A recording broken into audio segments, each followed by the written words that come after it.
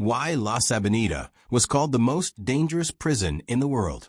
Before we sink into the darkness of this story, hit subscribe not because it helps the channel, but because once you hear what happened inside La Sabaneta Prison, you'll understand why every detail matters, and why stories like this should never be forgotten. The night everything began was hot enough to make the air feel heavy, the kind of heat that sticks to your skin and slows your breath. At 2:17 a.m., a battered pickup truck tore through the narrow streets of Maracaibo, its headlights off, engine screaming, weaving between vendors' carts and sleeping dogs. Behind it, two police SUVs closed in. Inside the truck sat a man the Venezuelan police had hunted for nearly a year, Rafael El Cazador Molina, a rising criminal figure whose cold efficiency had earned him both loyalty and fear across the northern coast. Minutes later, the chase ended in a crash that shattered the silence. Rafael crawled from the wreckage, blood dripping into his eye, and reached for his gun. But by then, 10 officers were already on him.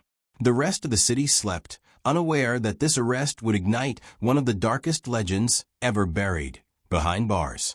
Rafael Molina wasn't born into crime. He wasn't raised by gangsters or hardened by the streets from childhood. Instead, he had once been a marine mechanic, quiet and precise, the kind of man who worked with steady hands and no complaints. But the oil recession hit Maracaibo harder than most parts of Venezuela. Good jobs vanished. Desperation spread. And the cartels, seeing opportunity in the chaos, moved in with promises of quick cash. It started small, repairing the engines of stolen boats. Then smuggling. Then managing the routes. Within 5 years, Molina had built a reputation for being unshakably calm, brutally organized, and impossible to bribe. The papers called him El Cazador, the hunter, because once he decided to track someone down, a rival, a thief, a traitor, he always found them. Now he was caught, and he was about to be sent to the place even the police whispered about. La Sabaneta, a prison so overcrowded, so lawless, it was often called a city of predators. When the judge read the sentence, 30 years, Rafael didn't blink. But everyone else in the courtroom felt the air shift. 30 years in La Sabaneta wasn't a punishment. It was an execution delayed. From the moment Rafael entered the gates, he felt the change. The guards barely looked at him, more interested in their phones than in enforcing any kind of order. Inside, prisoners roamed freely, armed, tattooed, unpredictable. Some sold food. Others ran makeshift casinos. A few controlled entire hallways like warlords. Violence wasn't a threat. It was the prison's background noise. The first night, Rafael walked to his assigned cell, only to find it already occupied. 2 inmates stared him down with knives fashioned from bed frames. No one spoke. No one negotiated. He just turned and walked away, understanding immediately that La Sabaneta followed only one rule: survive however you can, or you don't survive at all. He slept in the hallway that night, his back against the concrete, the sound of distant shouting and metal clashing echoing through the darkness. By sunrise, he'd seen his first killing. 2 men fighting over a cigarette, ending with one bleeding out on the floor as others stepped around him like he was nothing more than a puddle. But Rafael was observant. He noticed who people listened to, who they feared, who held real power. At the top was El Chino Valera, an older inmate who had ruled La Sabaneta for over a decade. His word was law, his control unquestioned. Behind him, his crew patrolled the prison like a private army. Rafael kept his distance until the 3rd week. Food shortages had hit again, and tensions were boiling. That morning, a riot broke out near the courtyard. Prisoners swarmed the guards, grabbing keys, unlocking doors, flooding into restricted wings. Rafael watched from cover as chaos spread like fire. Men screamed. Others ran. Somewhere, someone lit a mattress. Black smoke poured toward the rafters.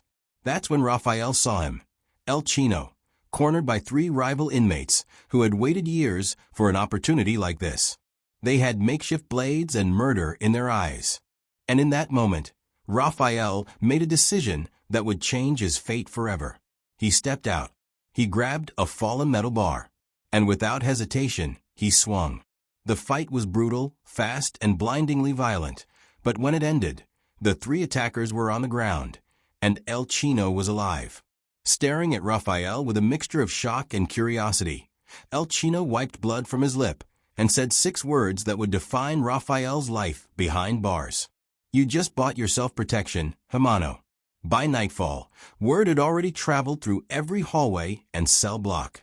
The hunter had chosen a side, and El Chino Valera, the king inside the most dangerous prison in the world, had taken him under his wing.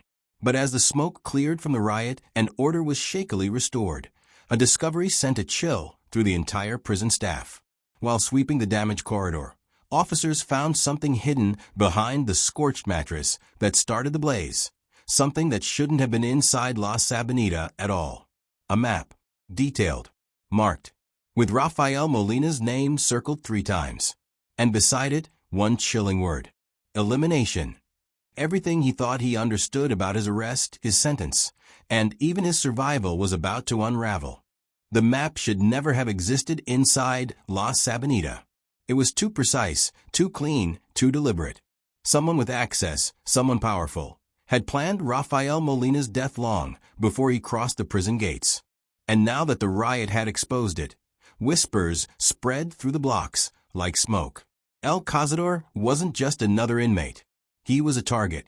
Rafael sat in the dim glow of a flickering bulb that evening, staring at the crude paper the guards had confiscated but described in detail. El Chino Valera sat across from him, drinking bitter black coffee from a cracked cup. He didn't speak for a long time. When he finally did, his voice was low and measured. "You saved my life today," El Chino said. "But this is something different. Someone wants you gone, and they're willing to start a war to make it happen." Rafael didn't respond. Not yet. He simply replayed every event from the moment of his arrest.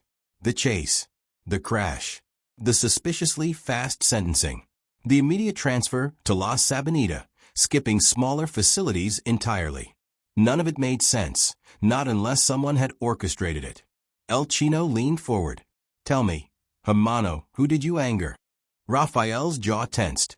He had a name in mind, but saying it out loud inside this prison could detonate a bomb he wasn't ready to face. Instead, he simply said, "Someone with money. Someone with reach." El Chino studied him, then gave a slow nod. "Then your life in here is worth less than a cigarette unless we find out who paid for that map." That night, La Sabaneta felt even more dangerous than usual. The hallways buzzed with rumors. Eyes lingered longer than they should. Rafael felt a cold tension in the air, like the calm before a knife fight. By morning, the first sign came. A message, carved into the wall outside his sleeping corner. "Hoy no. Not today." It wasn't a threat. It was a promise, the kind killers used to let their prey know the hunt had begun. El Chino reacted immediately. He assigned 2 of his most trusted men, Toro and Andrade, to watch Rafael around the clock. But even with protection, Rafael felt exposed. Every shadow seemed to move. Every noise made his pulse tighten. Inside La Sabaneta, nothing stayed hidden. By noon, the entire prison was buzzing with theories. Some inmates believed Rafael had stolen cartel money. Others whispered he'd killed the wrong man. A few said he was working with corrupt officials, and someone wanted to silence him. But no one, not even El Chino, understood the full truth. 3 days after the riot, an unexpected visitor arrived. A government official, dressed too neatly for the heat, too calm for the chaos. He asked to see Rafael. The guards refused at first, but the official flashed a badge that made their posture change instantly. Within minutes, Rafael was escorted to a small interrogation room that smelled of dust and sweat. The official didn't introduce himself. He didn't offer water. He simply sat down and said, "You shouldn't have survived that riot." Rafael remained silent. The man leaned closer. "Your arrest, the chase, the transfer to La Sabaneta, none of it was supposed to give you time to think. But here you are, still alive." He exhaled slowly. "That complicates my employer's plans." Rafael's voice stayed steady. "Why come here then?" "Because I want something from you," the man replied. "And if you give it to me, I might be able to make the pressure disappear." "What pressure?" Raphael asked, though he already knew. Your death warrant, the man said plainly. Signed months ago. Raphael didn't flinch. What do you want? The official smiled thinly. You were part of a network moving product and money between the Gulf and the Caribbean. Your bookkeeping was legendary. My employers want names, bank accounts, and locations. Everything. Raphael stared at him. The truth hit him like ice. His arrest wasn't punishment, it was leverage. Someone believed he had information worth killing for. But Raphael also knew something they didn't. He'd burned every ledger, deleted every file, and memorized nothing. He'd walked away from that life, refusing to become a puppet for corrupt officials or cartel bosses. So he told the official the truth. I have nothing for you. The man's expression didn't change. Then enjoy what's left of your days. He stood, straightened his jacket, and knocked on the door. Before leaving, he added one final sentence. Your death will look like a prison fight. Brutal, messy, forgettable. The moment the official left, Raphael knew his life expectancy had shortened to hours, not days. But he didn't realize how fast things would escalate. That night, as El Chino's men escorted Raphael back toward the sleeping block, the lights suddenly went out.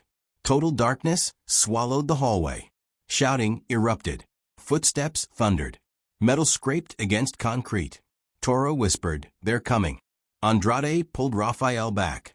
Stay behind us. No matter what. But the killers weren't coming from the front. They were already behind them. A blade flashed in the dark. Toro collapsed with a gasp. Andrade swung wildly, connecting with someone, before being dragged away into the chaos. Raphael felt a hand clamp around his throat. Another grabbed his wrist. He tried to fight, but there were too many. Then, suddenly, gunshots. Real ones. Inside La Sabaneta, the attackers scattered. The hallway lit again with emergency lights.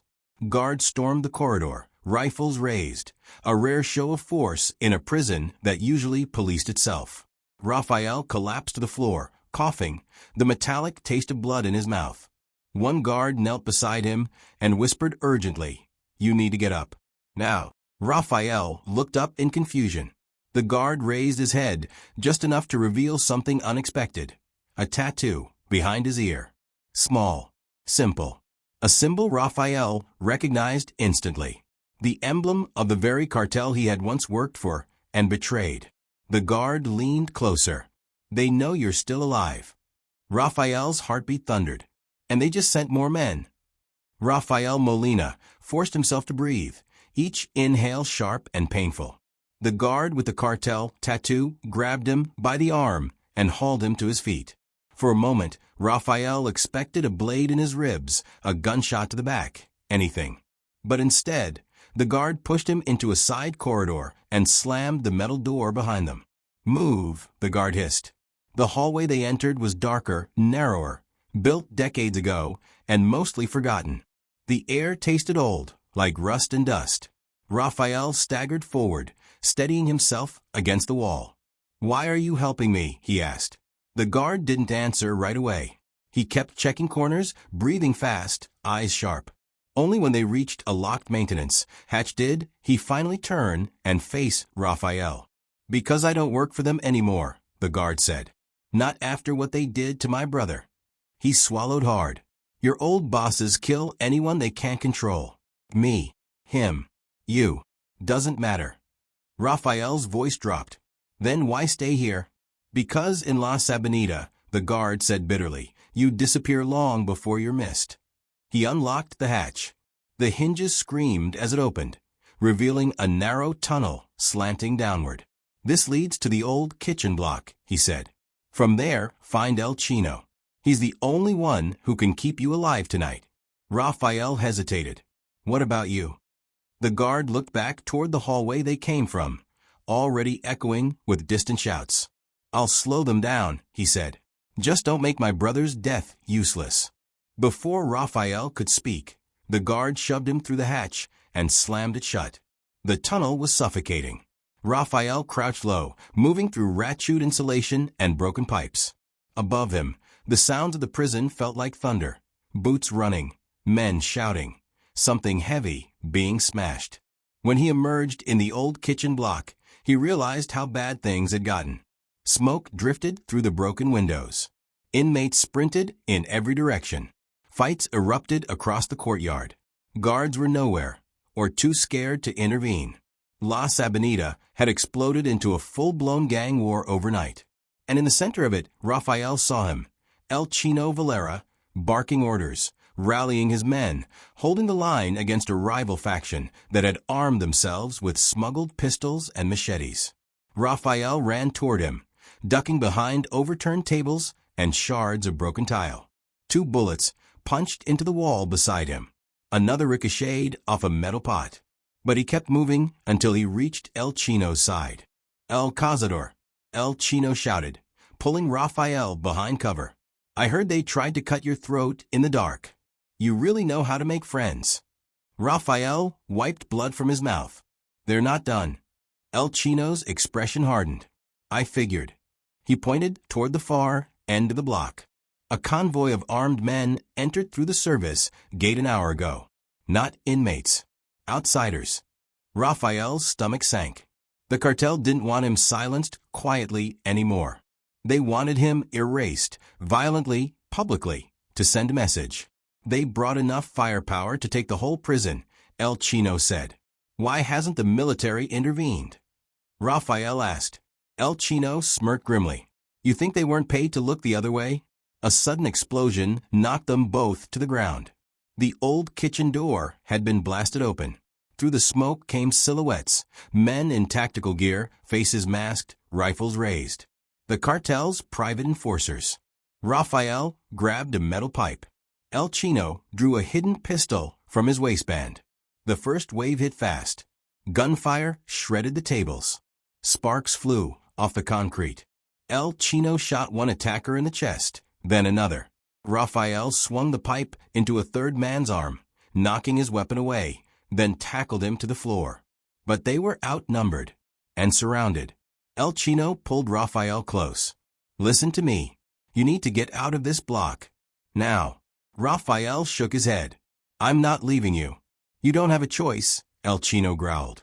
They're not here for me. They're here for you. If you stay, they'll kill everyone defending you. A bullet grazed Rafael's shoulder. He clenched his jaw in pain. El Chino fired another shot, then shoved Rafael toward a shattered window. Go. Rafael jumped through the broken glass and landed hard in the courtyard, rolling to avoid the rain of bullets behind him. He sprinted across the yard, weaving between burning trash bins and fallen inmates, until he reached the old chapel, a cracked building with boarded windows and faded murals. He slipped inside. Only then did he stop to catch his breath. And that's when he saw it. A lone figure standing by the altar. The government official. The same man who had demanded information in exchange for mercy. He clapped slowly. You're difficult to kill, Rafael. My employers underestimated you. Rafael scanned the room. No weapons, no cover. You're going to finish this here? Rafael asked. That depends, the man replied, pulling a silenced pistol from his jacket. Last chance. Give me the information. The accounts. The routes. Everything. Rafael stared at him. Calm. Cold. I told you, he said. I have nothing left to give. The official sighed deeply. Then this is where your story ends. He raised the gun, but before he could fire, the chapel door burst open. El Chino Valera, battered, bleeding, furious, stormed inside with 2 of his men. Gunshots exploded. The official spun, hit twice, and collapsed against the altar. El Chino staggered forward. I told you, hermano, no one hunts my men. Rafael caught him as he fell. Sirens wailed outside. The military had finally arrived, too late to stop the bloodshed, but in time to retake the prison. Hours later, Rafael was transported under heavy guard to a secure facility. The cartel's plot had been exposed. The official was identified as a corrupt intermediary. But El Chino Valera didn't survive his wounds. The king of La Sabaneta died protecting the man he once ruled over. And overnight, Rafael Molina's legend was born. The inmate who uncovered a conspiracy, survived a cartel execution attempt, and walked away from the most dangerous prison in the world alive. Some say he redeemed himself. Others say he simply became smarter, quieter, harder to kill. But one thing is certain. His story didn't end at La Sabaneta. It only started there. And if you think this story was intense, you're not ready for the next one. Hit subscribe so you don't miss it.